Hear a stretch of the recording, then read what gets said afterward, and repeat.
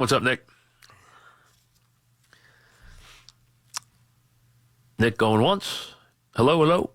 Nope. James in Queens. Go ahead, James. What's up? Hey, what's going on, Mike? What's happening? I want to talk about the NFL, get your thoughts on it halfway, this midpoint, almost to the point of the season. Okay. And, I'm looking at it, and I've been watching it, maybe 25 plus years. Right. I'm only 35, but I've given the league about a C plus, maybe a C as far as overall play. I feel this year I've been disappointed, at least on a week-to-week basis, and a lot of uneven play, because of injuries. I mean, a lot of shoddy offensive line play, quarterback play, especially if you have a team that doesn't have one. But, when the NFL changed their training schedule and how college has gone to more spread stuff, it's been a direct, ripple effect right down to the league where these teams, it's just, you never know what you're going to get on a week, even from good teams. And it feels really affecting me. And that's, to me, is why, ratings that, I'm always going to watch. I'm never going to be a person that's not going to watch. But I would like to hear your thoughts on, the season at this point as being kind of a year of just not very good play and a ton of injuries. I can't remember a year where all these guys are getting hurt, like star players. Well, it happens a lot. But the NFL's going through a rough year. For a couple of reasons. One, the anthem thing is hurting them much more than anybody would think. I could tell you the letters I've gotten letters CC'd to me that have been sent to the Maras, have been sent to the owners about the anthem and stuff, much more than I thought. Number two, they're getting hurt on TV with the ratings from the standpoint of what's going on with the change in television viewing, which is changing dramatically. People going away from having cable.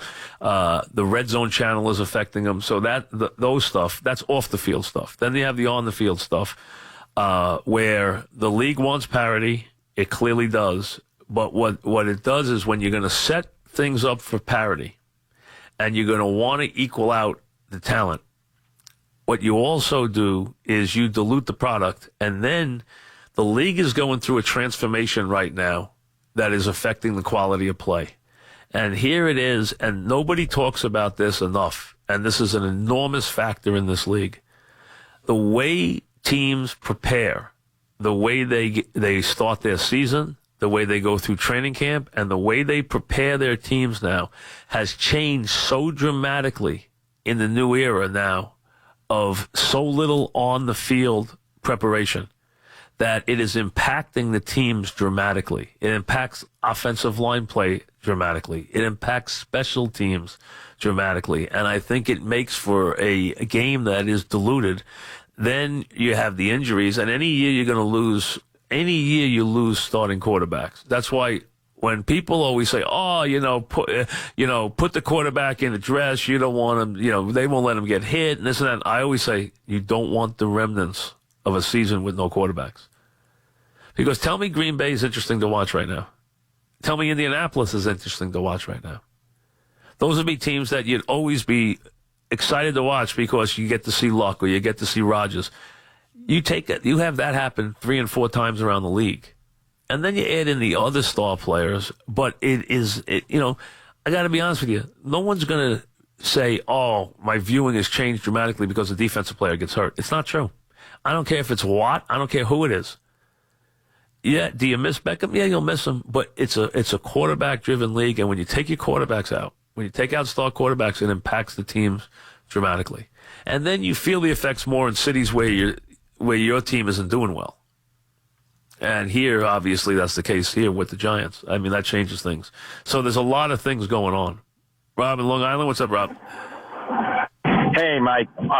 So glad to have you, and I'm really, really going to miss you when you're gone. Thank you. What's up? My companion on the way home for 30 years. Thank you. What's happening? So I've been watching the NFL now for about 40 years, and I wanted your opinion on this. Do you believe that the incredible importance of the quarterback to each team detracts or enhances the NFL? I think it takes away from it because the teams are so dependent on the quarterback. They are. A team that doesn't have a halfway decent quarterback typically doesn't really, the NFL doesn't really have a chance. Correct. And there's been exceptions, I know Very that. few, but you're right. The league, and especially nowadays, where it is so hard to build a dominant unit on defense, or to build a unit without the quarterback. You can go back in the old days and find teams that have Yeah. They could be good teams without having great quarterbacks. You're right. The league has become completely quarterback intensive, and that has happened with every. That's because they want to accentuate the passing game, because they want to accentuate scoring. Number one, and now the game it's gone away. It's gone away from a power game anyway. It's gone to much more of an attack game in the air. And you're right. The quarterback makes all the difference in the world. Absolutely all the difference.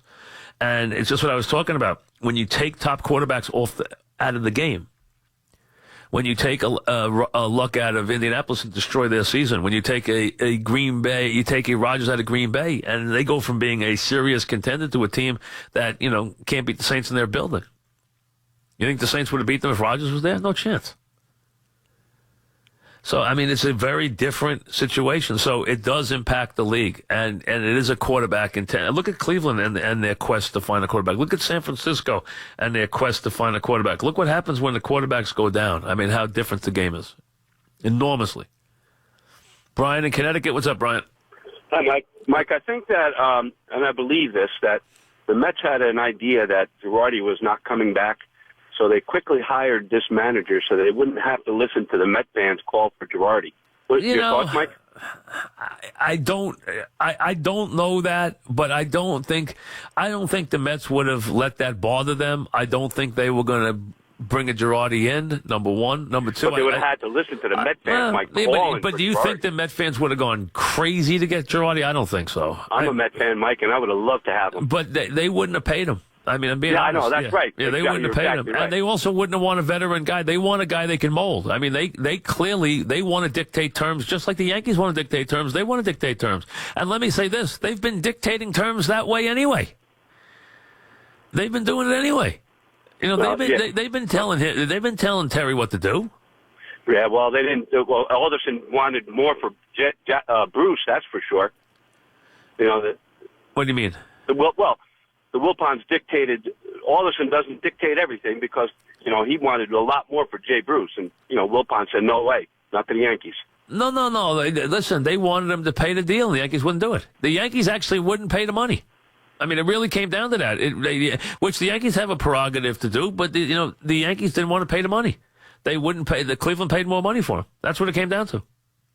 Really did. So it happens. Plus, you know what? The Yankees and Mets don't really want to make a trade. You know that. So you can't get on the Yankees for that because the Yankees and Mets really they want to not make a trade if they can help it. Sonny in Malvern, what's up, Sonny?